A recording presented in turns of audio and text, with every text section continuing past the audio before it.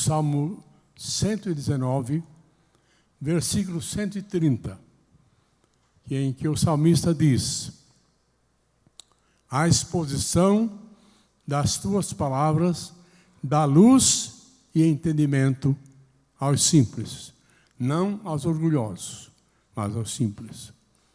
Jacó também era simples, mas a bênção estava com ele. Então, quando nós estamos diante da palavra de Deus, o Espírito Santo nos ilumina, nos esclarece o nosso entendimento. Eu lembro-me que Moisés, em Deuteronômio capítulo 32, versículo 1, ele diz assim: goteja a minha doutrina como chuvisco sobre a relva verde. Claro, sobre a seca não vai gotejar. Não adianta gotejar porque está seco. Mas sobre a erva verde, gotejando, ela vai sempre estar verde. E oxalá, nesta noite, caia esse chuvisco aqui, para orvalhar a cada coração que está verde, que está brotando, que está tendo virtude, que está amando Jesus, que está amando seus irmãos. Por último, falaremos sobre o amor. Mas agora queremos falar sobre o Rio Jordão. Meus queridos, o Rio Jordão é o rio mais conhecido no mundo.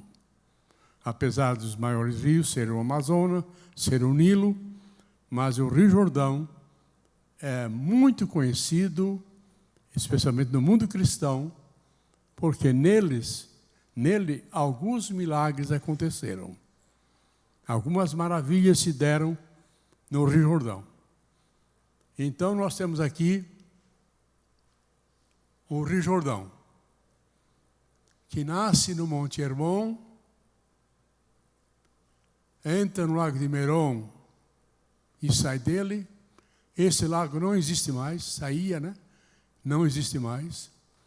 Entra no Mar da Galileia e sai do Mar da Galileia e corre 130 quilômetros e deságua no Mar Morto. Então, sobre isso queremos falar, sobre o Rio Jordão.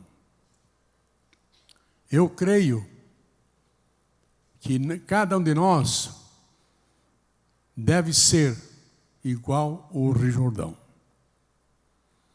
O Rio Jordão é de suma importância na vida de cada crente. Ele traz algumas lições importantes para nós. Eu dou graças a Deus também que está aqui hoje o nosso velhinho, o Tílio Chardozino, lá de Lages. Está aqui com mais de 100 anos. Ainda vem o culto. Que exemplo de vida, né? Tu és muito querido, meu irmão. Tu és muito querido. Tu és uma bênção. Muito. Quando o senhor nasceu, eu tinha 13 anos. Quando eu nasci, ele já tinha 13 anos. E eu já estou com 88. É bênção de Deus, né? É bênção. Bem-vindo, irmão Chardozino. Que Deus lhe dê ânimo para vir sempre. Ele mora com sua filha, seu genro. Ele é lagiano, mas agora está morando aqui. Pois bem, meus queridos, voltemos ao Jordão.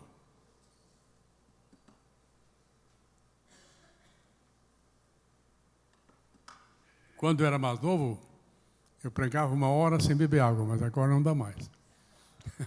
Agora o físico requer, porque senão seca os lábios, e aí fica difícil de falar. Então tem que estar sempre molhando. Isso é coisa da velhice, né? Os novos não precisam. Bem, meus queridos, quero agora também dizer que é um prazer estar essa noite aqui, a convite do pastor Guiar, para trazer uma palavra. E eu quero desejar, repetir, quero que essa palavra seja como chuvisco caindo sobre o orvalho. Seu orvalho sobre a relva verde, né? Isso é muito importante. São palavras de Moisés. Pois bem, meus queridos, O Rio Jordão, bem, só quem está aqui mais perto pode ver a luz. É muito pequena, é muito longe. Isso aqui é para apontar de perto, né? Mas eu não tenho outro meio. Então, como eu disse, o Rio Jordão nasce no Monte Hermon. O Monte Hermon ele está sempre coberto de neve no seu pico, com 2.800 metros de altitude. Então, nele nasce o Rio Jordão de 4 vertentes. Mais uma é a principal, chamada Banias. Essas quatro nascentes que formam o Rio Jordão. O Rio Jordão, então, formado dessas nascentes, ele entrava no Lago de Merom. Esse Lago de Merom, ele existia. Ainda quando Israel, há 70 anos atrás, ele foi tornado nação, e ainda existia esse Lago de Merom. Mas depois Israel drenou esse lago, preparou o terreno e plantou laranja. Israel exporta uma laranja muito gostosa para a Europa. Então, esse lago não existe mais, Lago de Merom. Então, o Rio Jordão passa por aqui e entra no Mar da Galileia. E também sai do Mar da Galileia, ele corre aqui 80 quilômetros, depois mais 130 quilômetros, ele é muito sinuoso e vem desaguar no Mar Morto. Bem, o primeiro milagre que aconteceu no Jordão, eu nem vou ler porque é muito conhecido. Mas o primeiro milagre foi a travessia do povo de Israel, mais ou menos 2,5 milhões de pessoas, que atravessaram mais ou menos aqui, ó. Israel estava aqui, acampado nessa campina aqui, ao lado, um pouco para cima do Mar Morto aqui, e eles atravessaram aqui bem pertinho do Mar Morto para Canaã. Depois de 40 anos de jornada, eles chegaram então à beira do Jordão. Agora, Moisés já tinha sido recolhido lá no Monte Nebo. Inclusive, eu estive lá nesse lugar, onde Moisés olhou para a terra prometida e ali ele morreu. Quanto ao corpo de Moisés, não vamos entrar nesse mérito, porque não convém. É um mistério, e mistério é mistério. Mistério de Deus. Como disse mesmo Moisés, do Deuteronômio 29, que as coisas reveladas são para nós, e as não reveladas são para o nosso Deus. Então não adianta cogitar coisa que a Escritura não expressa, não clareia, não diz. Então, Moisés morre lá, agora sob o comando de Josué. Moisés, antes de morrer, passa o comando para Josué, e Josué então reúne o povo para atravessar o Jordão. Lembrando que o povo de Israel, ao sair do Egito, atravessou o Mar Vermelho de pé enxuto. Moisés abriu com a sua vara, no poder de Deus, e o mar se abriu, formando 2 paredes, uma do lado esquerdo, do lado direito. Deus congelou a água, Israel passou de pé enxuto pelo Mar Vermelho. O faraó veio atrás dele para levá-lo de volta para o Egito e entraram no mesmo caminho que Deus abriu. O caminho que Deus abriu. Mas aquele caminho era só para os remidos do Senhor. Não era para os ímpios. E quando eles estavam no meio do mar, o povo do Egito, o exército de Faraó, aí Israel já estava do outro lado. Deus disse: Moisés, bate novamente na água. E a água fez... E cobriu. Faraó morreu e todo o seu exército morreram nas águas do Mar Vermelho. Pois bem, isso é coisa do passado. Lá, 1400 anos antes de Cristo. Então, agora, depois de 40 anos, que já tinha morrido todos os israelitas que saíram do Egito, Aqueles que saíram do Egito morreram nos 40 anos de peregrinação no deserto. Então, agora, Josué, no comando, traz o povo para a beira do Jordão, esses milhões, e aí estão eles em pé. Os sacerdotes recebem a ordem de caminharem com a arca à frente do povo. E quando os pés do sacerdote molharam na água do Jordão, ali aconteceu o grande milagre.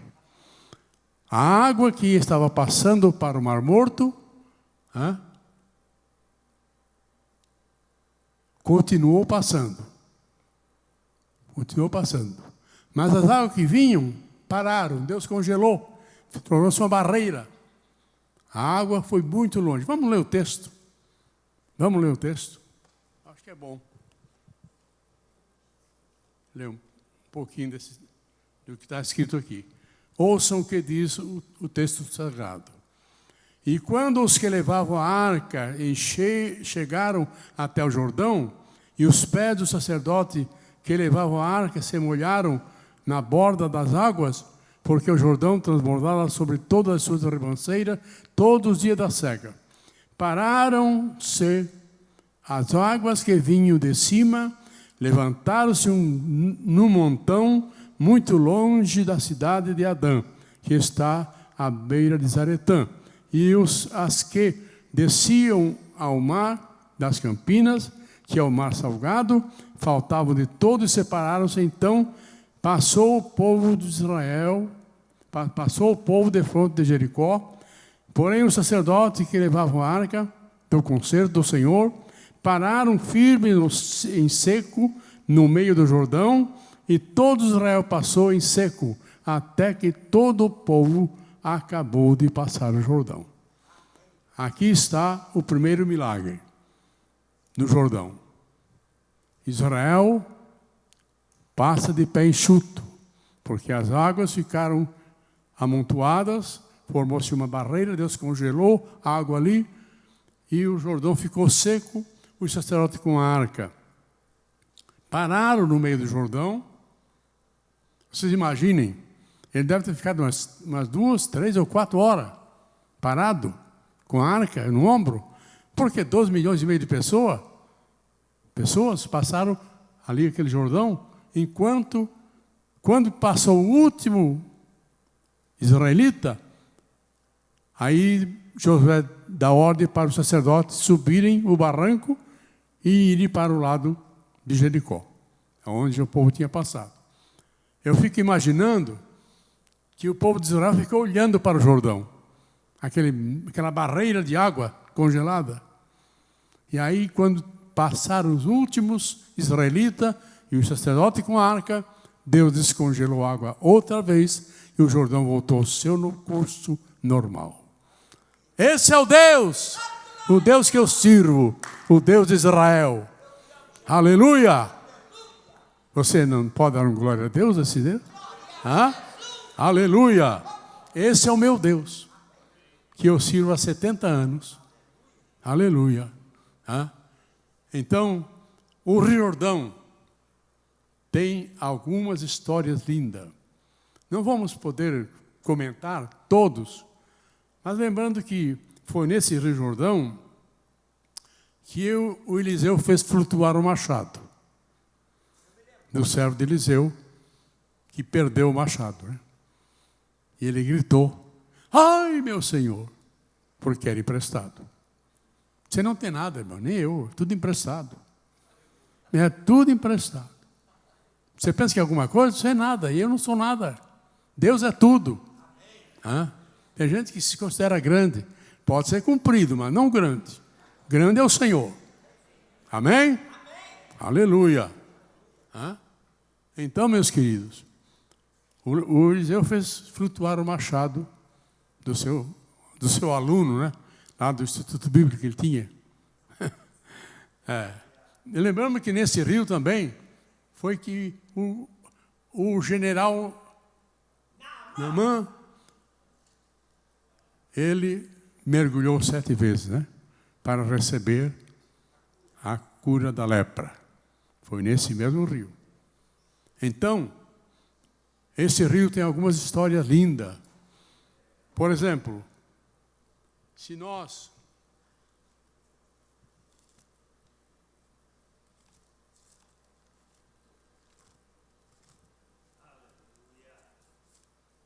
abrirmos na Bíblia, bem, lá o texto que eu li, eu não disse onde era, eles não vão procurar e demora, entendeu? Melhor ouvir. Mas lá o que eu li sobre a passagem do Mar Vermelho, do Jordão, é Josué capítulo 4, nos últimos versículos. E aqui, passando para o Novo Testamento, nós temos o mais importante ato, que é Lucas 3, 21, e aconteceu que, como todo o povo se batizasse, sendo batizado também Jesus, orando ele, o céu se abriu. E o Espírito Santo desceu sobre ele em forma corpórea, como uma pomba, e ouvi-se uma voz do céu que dizia: Tu és meu filho amado, em ti me tenho comprazido. O batismo de Jesus. Esse foi o ato mais glorioso. Jesus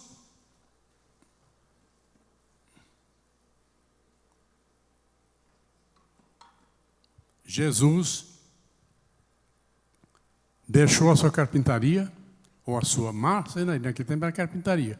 O carpinteiro daquela época é o marceneiro de hoje. Então, trazendo para os nossos dias, ele deixou a marcenaria. Eu fico maravilhado quando a Bíblia diz que ele é o carpinteiro de Nazaré. Deixou a sua oficina. Irmãos, pensando em Jesus, o Filho de Deus, Jesus Deus, trabalhando numa marcenaria, e ele não se diminuiu junto ao banco da marcenaria. Ele foi operário número 1. Ele trabalhou para comer e dar de comer à sua família. A história diz que quando Jesus tinha 18 anos, José morreu, o tutor dele. Porque Jesus, e vejam, Jesus como homem tinha mãe e não tinha pai. Como Deus tinha pai e não tinha mãe. Amém? Jesus tinha a natureza homem e tinha também a parte divina. Jesus era Deus e era homem. Isso é muito lindo. Pensar em Jesus Deus trabalhando numa marcenaria. Mas na marcenaria ele era Jesus homem. Para um exemplo, para nos entenderem melhor. Vejam Jesus no barco, atravessando o mar da Galileia, deitou-se na polpa do barco e estava dormindo. Veio um vento tremendo e encheu o barco de água e estava para perecer. Foram lá, acordaram Jesus. Jesus então o censurou por falta de fé. E Jesus disse para o vento: acalma-te, mar, aquieta-te. E fez-se grande bonança. Jesus, homem, estava dormindo, cansado daquele dia de trabalho. Agora, Jesus, Deus, acalma a tempestade. Então, aí está o lado divino e o lado humano. O lado humano e o lado divino. Então, queridos, neste rio Jordão, houve muitos milagres. E o maior milagre que eu vejo aqui, maior obra, a maior passagem sobre maravilha, é Jesus, Deus se batizando, tomando a forma de homem, né? Ele se batizou, como todos os judeus iam lá se batizar por João Batista, ele foi também. Jesus não precisava se batizar. Ele era Deus, mas ele andou pelo caminho, igualando-se como homem, como diz Paulo, ele humilhou-se até a morte e morte de cruz. Então, aqui temos essas maravilhas que aconteceram no Jordão. Mas Vamos falar propriamente do Rio Jordão. Ui, a hora passa depressa. Tem que olhar no relógio, né? Senão eu vou até meia-noite. Bem, meus queridos, o que quer dizer Rio Jordão? Rio Jordão quer dizer aquele que desce. Aquele que desce. E a maioria, ou melhor, muitas pessoas não querem descer, querem subir. Querem ser importante. Mas Jordão é aquele que desce. Lá no caso de Eliseu, ele desceu com os seus servos, desceu para a beira do Jordão para cortar madeira. Desce. Irmãos, pensando em Isaías, antes dele ter um encontro com Deus verdadeiro, ele apontava com o dedo para muitas pessoas, acusando-os de muitas coisas. Mas quando ele teve um encontro com Deus, ele disse, ai de mim, e vou perecer. Quando a pessoa está longe de Deus, ele quer andar por cima.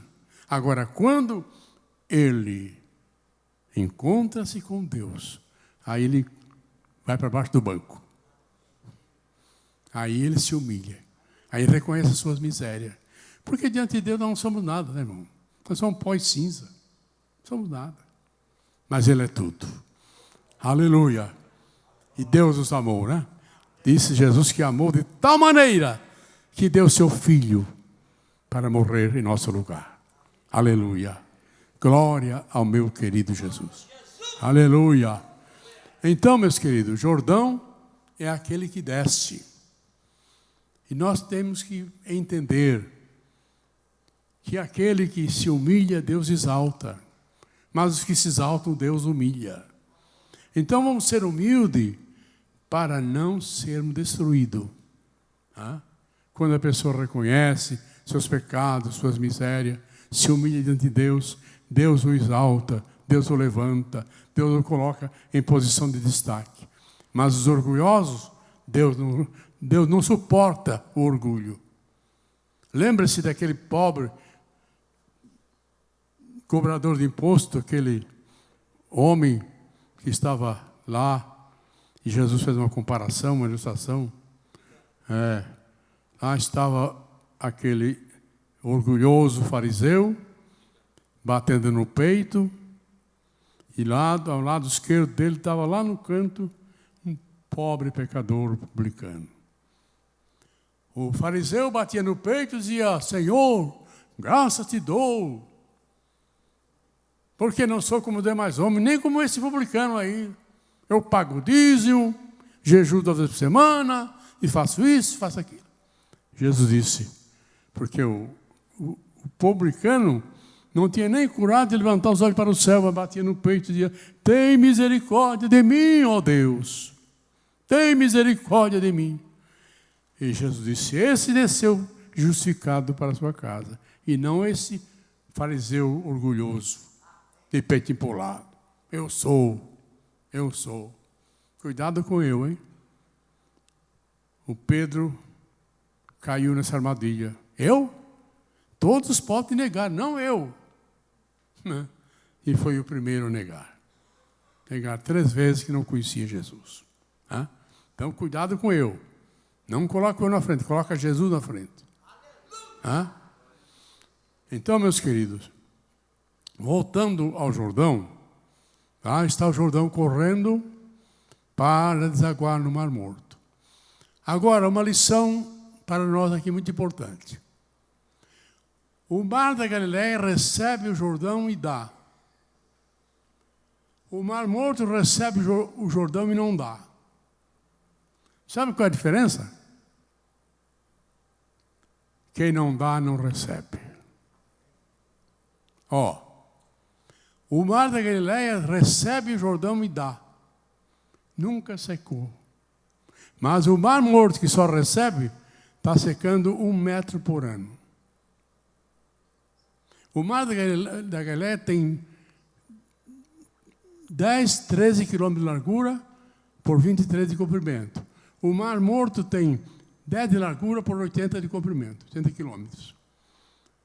Mas o Mar Morto recebe o Jordão? Não dá. Porque todo peixe que desce do mar da Galileia, através do Jordão, morre, porque aqui é 27% de sal. Aqui é o mar que a gente não morre. Eu tenho uma foto minha lá, de costas nadando, lendo o jornal, dentro d'água. Porque o corpo não, como tem muito sal, o corpo não afunda. Só que a água é tão salgada que se pingar na vista é terrível. Então, a lição do Jordão é: recebe o Mar Galileia, recebe e dá. E o Jordão, porque o Mar Morto, porque recebe e não dá, está morrendo. Assim é o crente. O crente que só recebe e não dá, vai morrer. Morrer espiritualmente. Tem que ter mão aberta para Deus, meu irmão.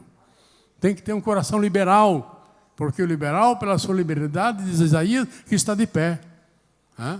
Então, aprenda com o Jordão. Aprenda com o Mar da Galileia. Recebe e dá. E Jesus disse que mais bem-aventurada coisa é dar do que receber. Essas palavras nós não lemos que Jesus disse. Paulo disse que Jesus disse. Mas não está escrito nos evangelhos. Está só lá em Atos. Então, meus queridos, vamos aprender com Marta e Galileia. Nós recebemos de Deus. Jesus disse: de graça recebei e de graça dai. Então, nós recebemos a salvação de graça, vamos de graça dar também o nosso bom testemunho para que possamos continuar recebendo. Jesus disse: dai e ser-vos-á dado.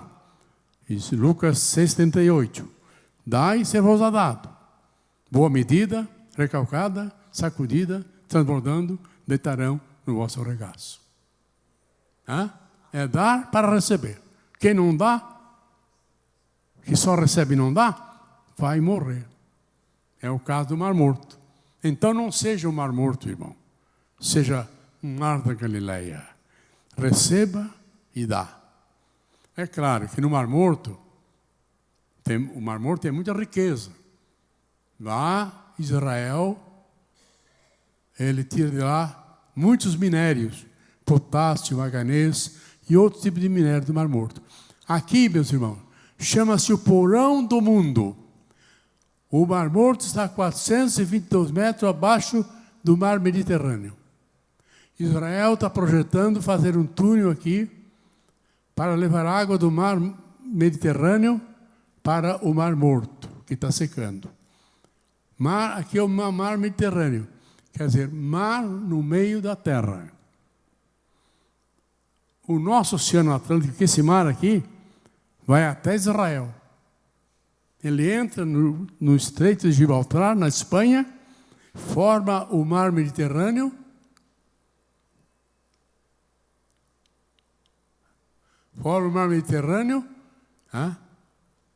que é o mar do meio da terra. Aqui tem outros mares, incluído aqui o Mar Adriático, o Mar Jônico, o Mar Egeu, tudo incluído no Mar Mediterrâneo.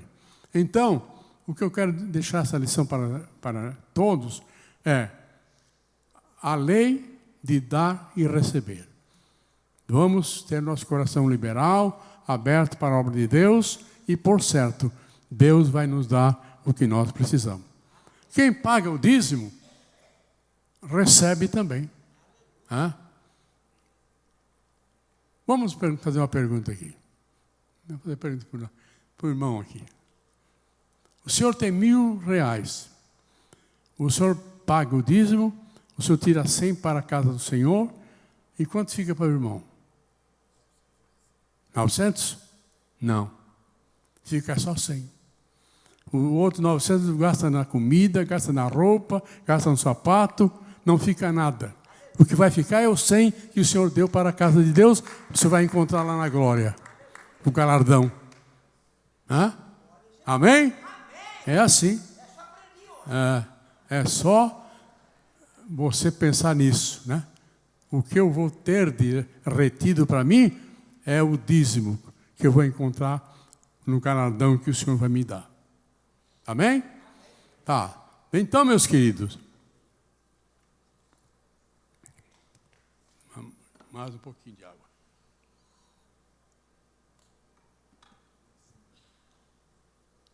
Então, aqui está esta lição importante para nós.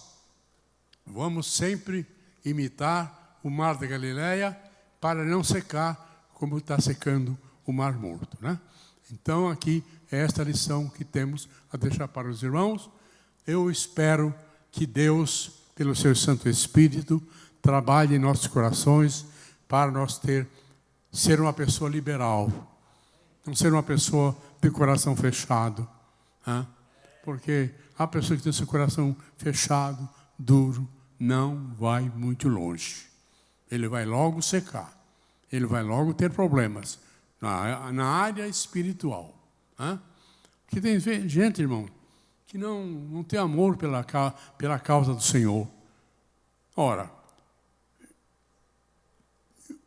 nós temos na Bíblia algumas mulheres, a principal Maria Madalena, que ela ajudava no ministério de Jesus com as suas fazendas. Ora, Jesus não podia fazer aparecer dinheiro? Ele não podia fazer aparecer dinheiro para a igreja aqui na terra, construir templo e assim por diante? Mas não faz. Não, ele depende de nós. Lembro-me de uma história que eu li uma certa feita, e um casal muito rico tinha lá um menino de 4 anos. Ele morava não muito longe da igreja. E um dia ele foi ao culto, com a esposa e o menino, e na hora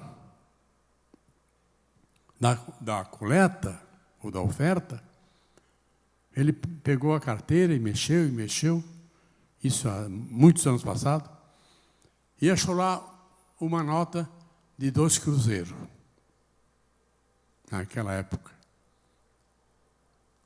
E aí botou na salva, e o menino viu, ele botou aquele 2 cruzeiros amassado. Aí ele ficou no culto, enquanto ele puxava no ouvido da mulher, esse pregador está tudo errado, não sabe conjugar os verbos. Eu não venho mais aqui. É um pregador muito ignorante. E aí, quando saiu no culto que ele foi para casa, ele continuou falando para a mulher, esse pregador não vale a pena ouvir. Aí disse que o menino puxou no paletó dele assim, ô papai, o senhor queria uma pregação melhor por aquele 2 cruzeiros amassados que o senhor deu na salva? Queria uma pregação bonita, mas não dá nada para a igreja. Tem gente, irmão, não tem aqui essa noite, graças a Deus que não tem, que não paga nem a luz que alumia ele, não paga nem o papel higiênico, não dá nada, mão fechada. Essa gente de mão fechada vai se dar mal no final da história. Deus tem misericórdia de nós.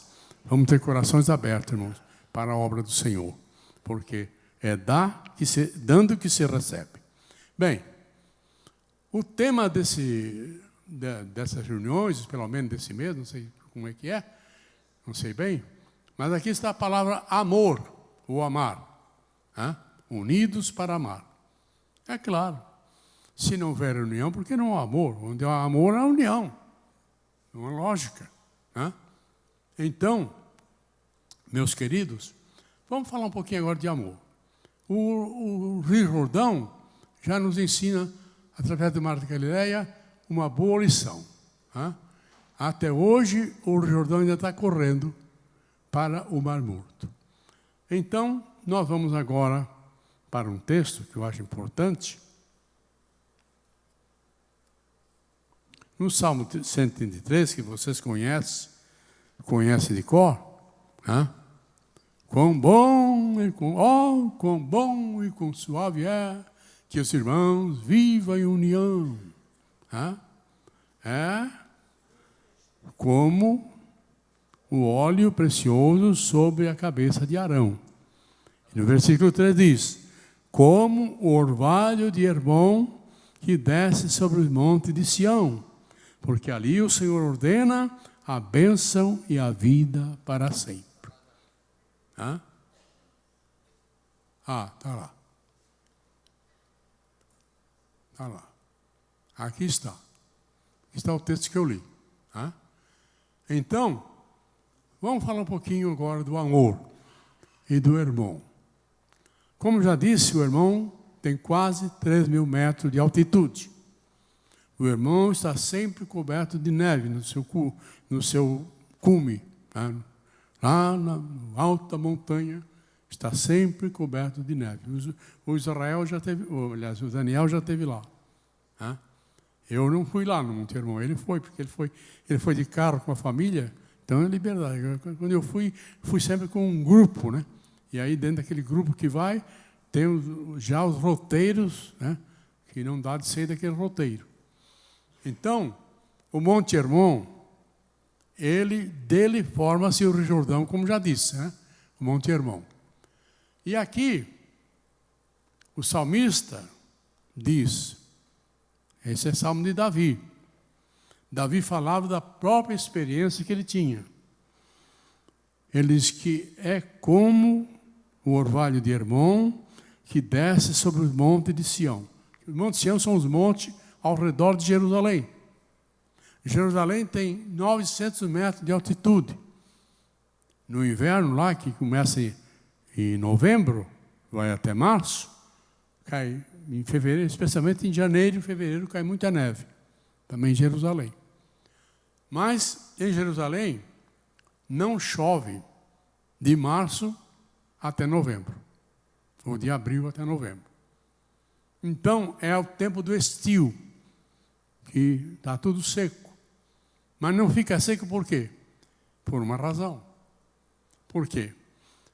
O vento que passa pela cordilheira do Líbano e bate no Monte Hermon, o vento leva o orvalho do Monte Hermon, né, lá em cima, vai trazendo o seu orvalho até Jerusalém, que dá 200 quilômetros em linha reta, do Monte Hermon a Jerusalém.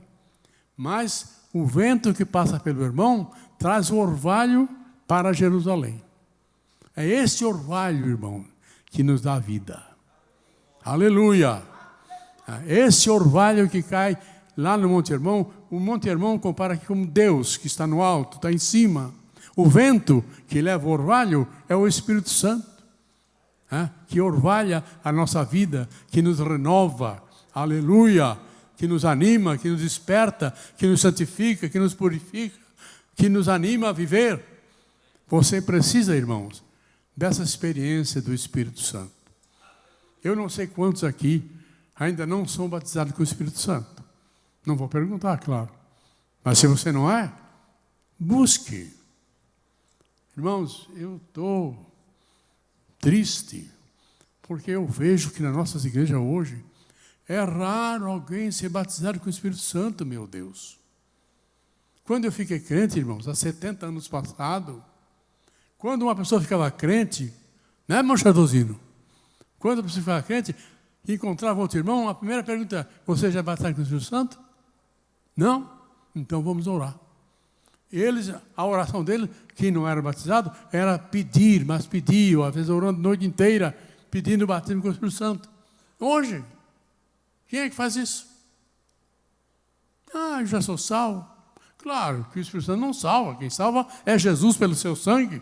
Mas o Espírito Santo é o que nos dá poder. Aleluia! O rabachuricanda labacandara. Nobarai chulibianda canamá. Aleluia! Glória a Deus. Meus queridos, eu lembro-me quando Jesus me salvou dia 15 de abril de 1949. E em 7 de julho de 1950, Jesus me batizou com o Espírito Santo. Oh, experiência maravilhosa! Irmãos, acendeu um fogo na minha alma, de tal maneira, Eu morava com meus tios, ele tinha 2 primos quase da minha idade. Eu tinha uma bicicleta muito linda, chamada marca Prodóximo. Era uma coisa, para aquele tempo, era uma coisa preciosa. É como ter um Toyota hoje. Naquele tempo era. E aí eu peguei, me aprontei para ir ao culto, peguei a minha bicicleta, fui saindo, meus primos, estava garoando, era noite de julho, e muito frio. Aí ele disse, não vai, Nilton, não vai, Nilton, não vai. Está chovendo, não vai. Eu voltei para casa. Mas quando cheguei tinha uma área, quando cheguei na área, algo falou no meu coração, vai para o culto. E eu disse para ele, eu vou para o culto. E saí, não dei mais trela a eles. E fui para o culto. Foi a minha noite. Foi a noite da minha bênção. Foi a noite que se acendeu uma fogueira na minha alma. E até hoje não se apagou. Aleluia! Glória ao meu Deus. Glória ao meu Jesus. Irmãos, eu rolei debaixo do banco. Tinha uma amontoadura, quebrei tudo. Fiquei ali, depois da oração era 40 minutos. Eu quase não podia me levantar. E eu fiquei cheio do Espírito. Eu bebi muito, né? Bebi muito, aí não fiquei, não dava para chegar em pé. Quando foi para vir embora, eu montado na bicicleta de um lado e caía do outro. Estava bêbado mesmo. Cheguei em casa com dificuldade e só falava em línguas. Naquela noite eu me acordava falando em línguas. Aí eu trabalhava na obra do cais, de São Francisco do Sul, na construção do cais, do porto. E estava ali amarrando estaca debaixo daqueles ferros lá. De vez em quando eu dava aquela rajada de nova língua. Oh, maravilha do amor de Deus. Aleluia! E graças a Deus até hoje eu conservo esse fogo na minha alma. Aleluia! O tempo passou, muitas coisas mudaram, mas Jesus não mudou. Ele é o mesmo. Aleluia! E esse Espírito que me fortalece, que me anima. Oh, meu Jesus. Está na hora de parar já, né?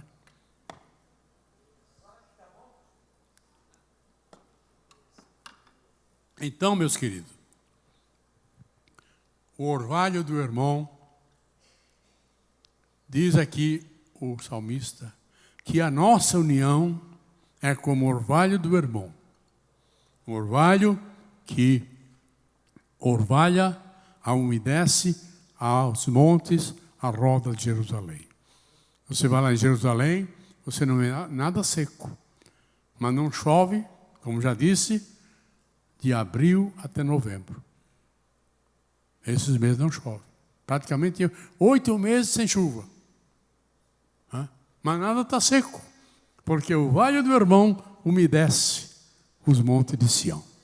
Assim, irmão, se nós vivermos em união, nós vamos sentir, estamos sentindo este orvalho do Espírito Santo, que nos orvalha, aleluia, e nos umedece espiritualmente. Não somos secos, não somos um crente seco, somos molhados pelo poder do Espírito Santo, que nos anima nessa caminhada para o céu. Aleluia! Meus queridos, nós precisamos de sentir esse orvalho dos céus sobre nós, para não sermos um crente seco, espiritualmente falando, mas sermos um crente orvalhado, aleluia, pela palavra de Deus e pela unção do Espírito Santo. Aleluia! Que Deus nos ajude, meus queridos, a sermos essa pessoa, para poder manter a nossa união. Irmãos, amor. Em 1 João 4,16, João disse, Deus é amor. Amor infinito, amor imensurável, amor indescritível, amor indizível. Quando Jesus disse que Deus amou o mundo de tal maneira, é inexplicável. É como disse o poeta, se o mar fosse tinta, todas as hastes fossem pena e o céu fosse papel, não poderia descrever na sua plenitude o amor de Deus. Verdade? Este amor, meu Deus, quem era eu para merecer a salvação? Um órfão abandonado, não valia nada. Por isso eu escrevi o livro da minha história, Refúgio para um Pardal. Eu era aquele pardal. O pardal não vale nada. Quem é que te prende um pardal na gaiola com um pássaro de estimação? É comum, está aqui, está lá e pula para cá, pula para lá. No mundo inteiro é pardal. Não vale nada. Eu não valia nada, mas Jesus deu valor à minha vida. É como disse o salmista no Salmo 27, versículo 10. Quando meu pai e minha mãe me desampararem, o Senhor me recolherá. E foi isso que aconteceu comigo. O Senhor me recolheu. Aleluia! Oh, em plena mocidade, Jesus me escolheu. Graças a Deus. Então, meus queridos, nós precisamos nos amar de verdade. Eu tenho visto alguns pregadores chegar no púlpito e falar muito do amor. Mas será que ele ama? Será que ele ama mesmo? É isso aí que tem que fazer uma pergunta, né? Às vezes a pessoa fala muito do amor, mas não ama como deveria amar. Irmãos, nós precisamos manter este orvalho em nossa vida, que é o símbolo da união espiritual, a união fraternal. É como disse João, né? Se chegar alguma pessoa lá na sua casa, pedindo alguma coisa, que essa pessoa sabe que você tem e pode ajudá-lo. Mas você não, vai embora e vem amanhã que eu vou te dar. Por que não dá na hora? Por que vai fazer a pessoa voltar vazia para vir outra vez de manhã? Por que não dá de uma vez? São pessoas, irmãos, que muitas vezes falam muito alto do amor, mas não praticam o amor. Falar é uma coisa e viver o amor é outra coisa. Irmãos, o amor de Deus é coisa linda no coração de um crente.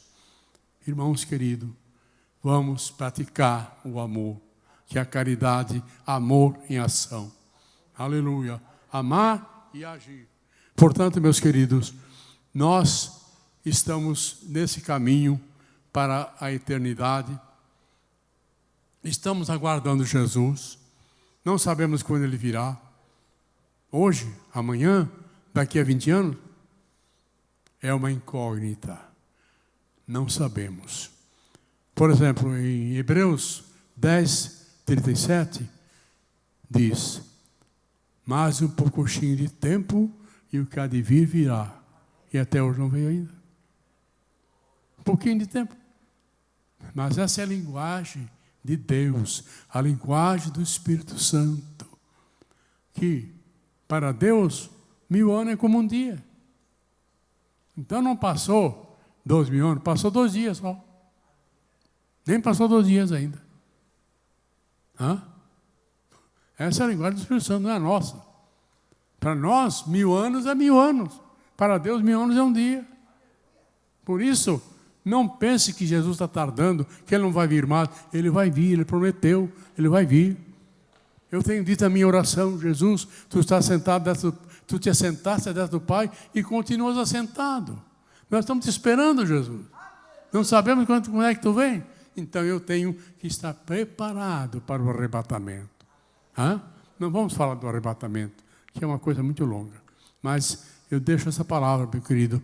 Esteja preparado para subir para o céu, seja pelo arrebatamento, seja pela morte. Nós temos que estar preparados para qualquer momento que Jesus nos chamar para a sua glória eterna. Portanto, meus queridos, se quisermos imitar ao nosso querido Jesus, nós temos que amar uns aos outros. Jesus disse: nisto o mundo conhecerá que sois meus discípulos, se vós amardes uns aos outros. Então, querido, vamos praticar o amor e vamos ser como o mar da Galileia, recebendo e dando, porque quem dá, cresce, quem dá, aumenta, quem dá é cheio do Espírito. Aleluia. Vamos sim, meus queridos, nos encher mais e mais do Espírito Santo e vamos nos amar conforme Jesus deixou. Esse segundo mandamento: amar o teu próximo como a si mesmo. Deus abençoe. Vamos ficar em pé para orar, agradecer a Deus. Meu tempo terminou. nosso Pai e nosso Deus eterno. Em nome de Jesus eu te agradeço por esta oportunidade que tive nessa noite. Pai, eu te peço, abençoa todos que chegaram. Concede a cada um, Senhor, a tua graça divina, o teu amor, o teu poder, para que cada um viva, Senhor, como o mar da Galileia, viva como o Monte Hermon, sempre tendo um orvalho, sendo orvalhado cada dia pelo teu Santo Espírito. Pai de amor, abençoa cada um dos teus servos e servas que chegaram aqui esta noite, que eles saiam daqui com a tua bênção de graça, de amor, de bondade e misericórdia. Assim te louvo, Pai, em nome de Jesus.